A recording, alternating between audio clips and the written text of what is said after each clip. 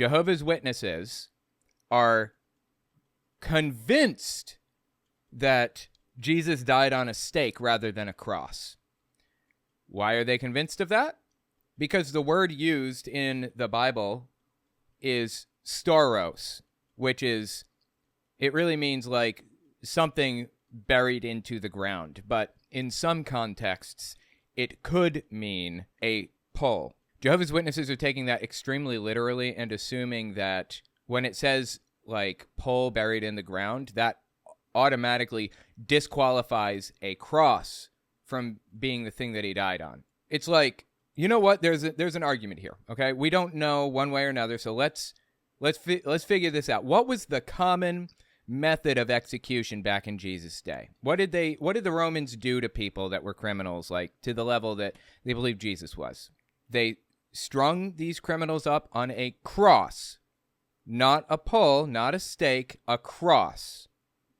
They strung them up on a cross and didn't take them down after they died. They would leave them up there. You know why? Part of the culture was that it was a huge disgrace to you to not get a proper burial. It was destroying your honor and your family's honor and everything, and you were damned to wander the world as a ghost, blah, blah, blah, blah, you know. More than likely, if Jesus were real, he probably got poked in the side with that spear, if you remember, to make sure that he was dead, and then was left up there so that the birds could eat him. The ultimate dishonor to any criminal. He probably wasn't put in a tomb. After he was completely dead and stayed up there for a couple weeks, they probably took his body down and put it in a ditch with the rest of the bodies they did this to. That's almost certainly what happened if Jesus were real.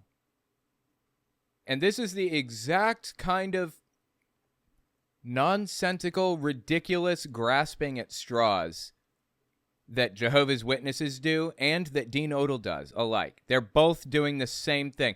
He's desperate to find a way to turn this word, which means expanse apparently, into meaning a glass crystalline dome that fits over the earth that God rests his feet on.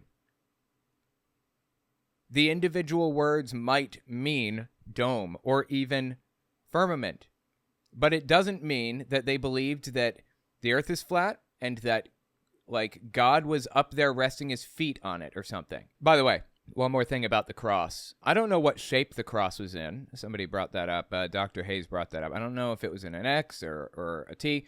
My understanding is it was likely in a T shape. It's an accurate depiction of the cross, the one that, like, Catholics use, for example. Although it's probably a bad idea to have the method of torture that your Lord and Savior endured all over your house and on your neck and everything. If Jesus came back here and saw that shit, he'd have PTSD, like, instantly. But aside from that, I don't know, like, what shape it was. Probably a T. But either way, the nails were not driven through his hands. Hands will not support your body weight. It had to have been through his wrists at best. More than likely, he was strapped up there and they were through his arms and legs, both, I would say. I don't know, maybe a couple nails on each. I mean, who knows? But the hands won't support the body weight, so it wasn't that. In early times was thought to be solid, a fortified place. Do you hear that? So the word they translated, so you're going to tell me Hebrew scholars translating the Bible from Hebrew and the Greek scholars translating it to make it, they just decided, no, we should pick a thin vapor or some kind of gas. No, they said something that's firm, that's solid. Like, again, these words have very broad meanings, and they can be used in different contexts and mean something completely different in each of them. So him trying to take it and interpret it in a completely different language is just absurd on every level. But aside from that, Hebrew scholars, like the Jewish people who were translating this stuff, translated in their already existing beliefs into this. For example, they believed that you shouldn't speak the name of God. So everywhere that everywhere you found the Tetragrammaton, which is the 4 letters that represent God's name, every time they found the holy name written in the Bible, they replaced it with the word Adonai, meaning Lord. Every time you see the word Lord in capital letters in the Bible, it's probably replacing the Tetragrammaton, which was originally there. So Jews had this superstition about not speaking the holy name, and they translated that superstition in. Again, this is what the scriptures teach. Now let's keep going because there's more. Here's the, it says strong, extended surface, expanse beat. Now, just showing you that it's multiple lexicons. Now, here's Job 37:18.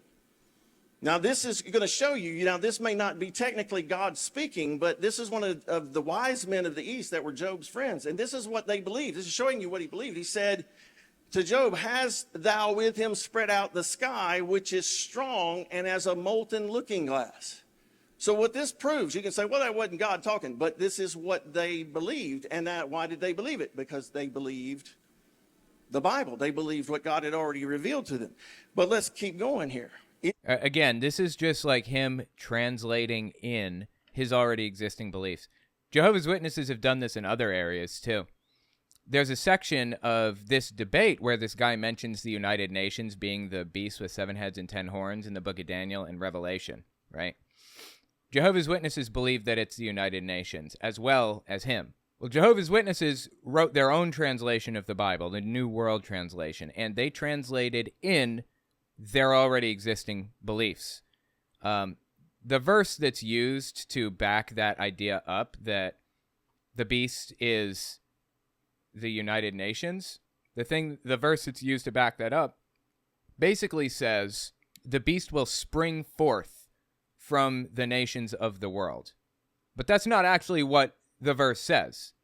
The verse doesn't say spring from. It says the beast will be part of, basically, which means back in the day, empires were entirely too large to rule individually, so they would have kings for individual districts. That's what it was talking about. But Jehovah's Witnesses had this already existing idea that the United Nations was the thing that it was talking about. So they translated it to be springs forth from in Revelation, meaning the United Nations sprung forth from the other countries because it was part of them, because it is the other countries.